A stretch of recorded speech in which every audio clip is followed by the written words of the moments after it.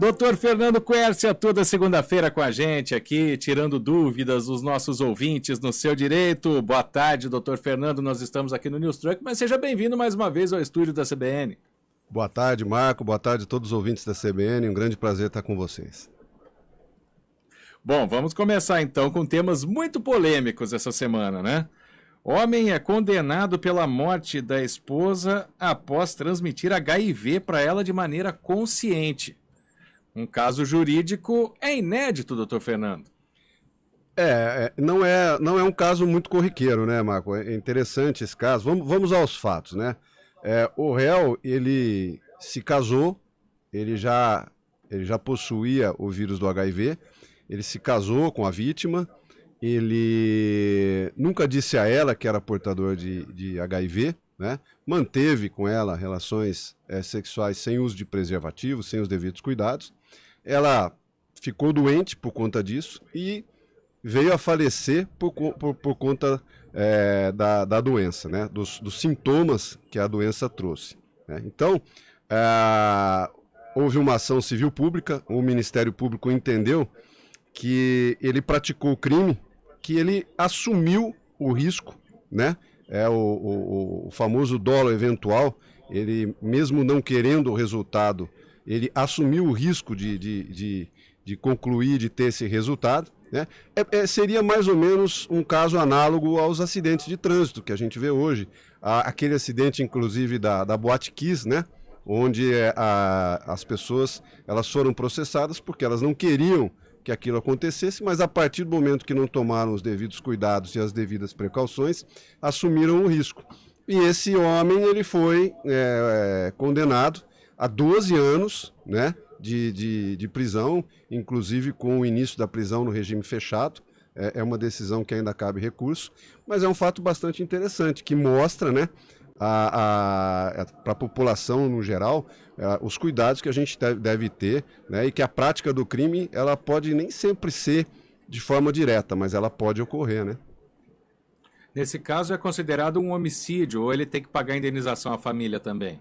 Esse caso é considerado um homicídio, ele foi condenado a 12 anos de prisão, né?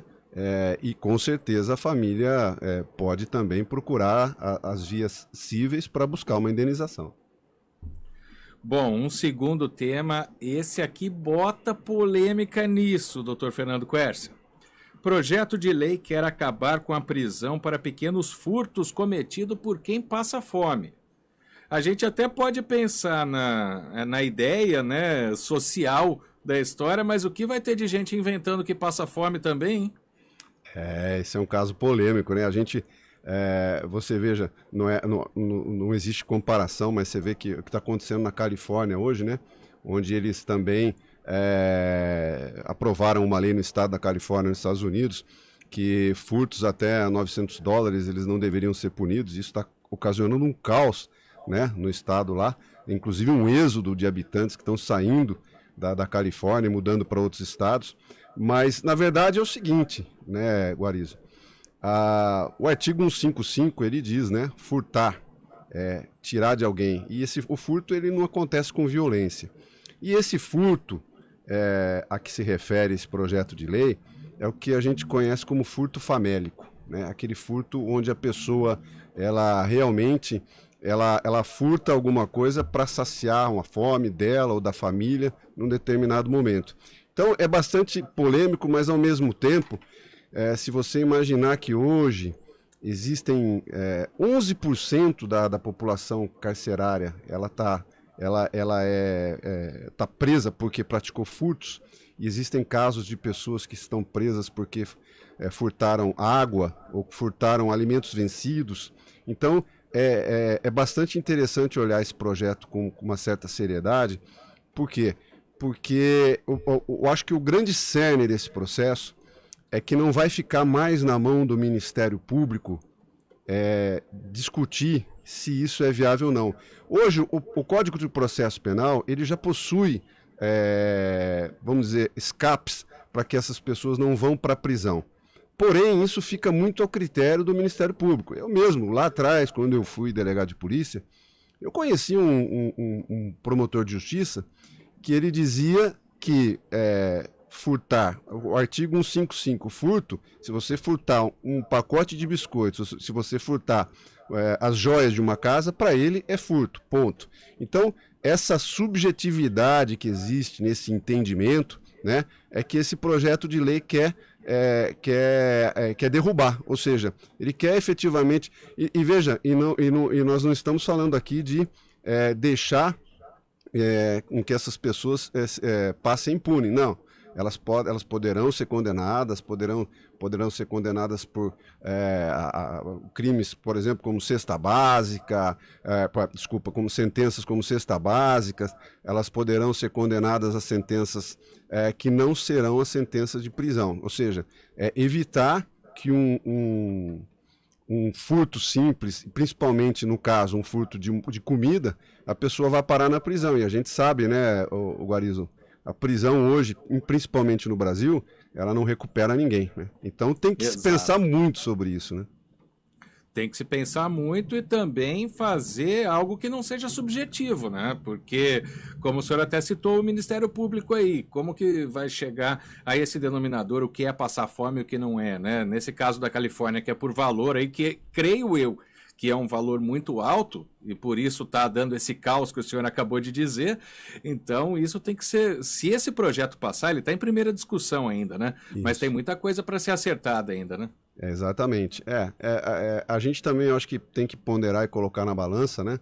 A crise social que o Brasil vive já há alguns anos. Então, e existem muitas pessoas em situação de fome. Então, na verdade, a ideia, né, desse projeto efetivamente não deixar, não que as pessoas não serão punidas, mas não deixar que as pessoas vão para a cadeia por conta de pequenos furtos, principalmente furtos estes para saciar a fome das pessoas ou da família das pessoas.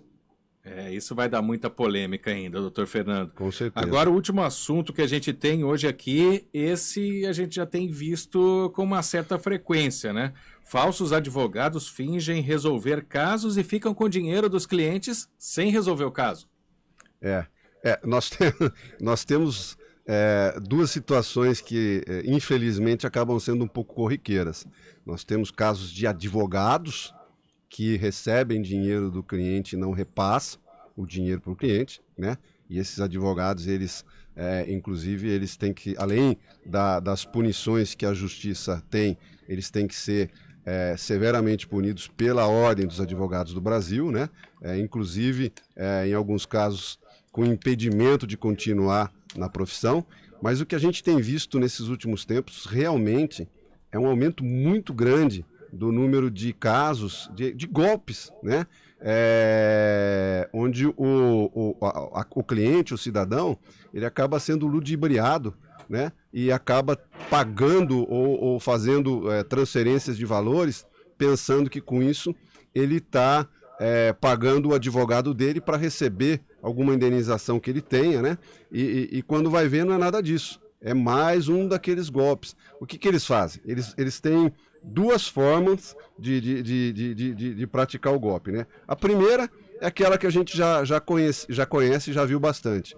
A pessoa pega uma conta de WhatsApp, bota a foto do advogado, né, da pessoa, e manda uma mensagem dizendo: olha, o seu dinheiro está saindo aqui, mas eu preciso que você me deposite X reais aqui para que eu possa pagar umas custas e liberar o seu dinheiro, né?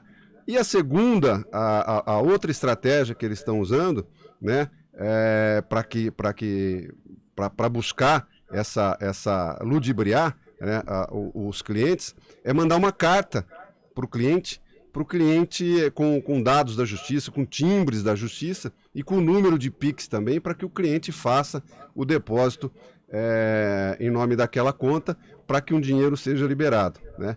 Eles têm, na verdade, onde eles buscam essas informações, né? Isso que é interessante. Eles buscam essas informações em órgãos judiciais, eles vão acompanhando os tribunais, eles entram, por exemplo, na questão de precatórios, eles entram no site do Tribunal de Justiça de São Paulo, por exemplo, e lá eles pegam a fila das pessoas que têm dinheiro para receber de precatório. Aí eles buscam os dados dessas pessoas, montam o golpe e começam a ligar para as pessoas e mandar correspondências para as pessoas. E as pessoas que recebem essas ligações, muitas vezes elas estão ansiosas para receber esses valores, são processos que muitas vezes demoraram anos e anos a fio, e ela acaba, né, no afã, na vontade de receber aquilo lá, ela acaba fazendo esse depósito e sendo ludibriada. Então é muito importante, né, Guarizo, que as pessoas fiquem muito atentas, que elas conversem somente com o advogado que está cuidando da causa, que elas façam uma checagem dos dados que estão sendo passados para elas, não se precipitem, né, e não façam depósitos sem checar bastante as informações para não cair nesse tipo de golpe, né? Vamos ver se a gente retoma esse assunto na semana que vem. Os nossos ouvintes que já passaram por isso, mandem mensagens. Dr. Fernando Quercia, grande abraço. Até segunda-feira que vem em mais um Seu Direito. Um abraço, Guarizo, um abraço aos amigos da CBN.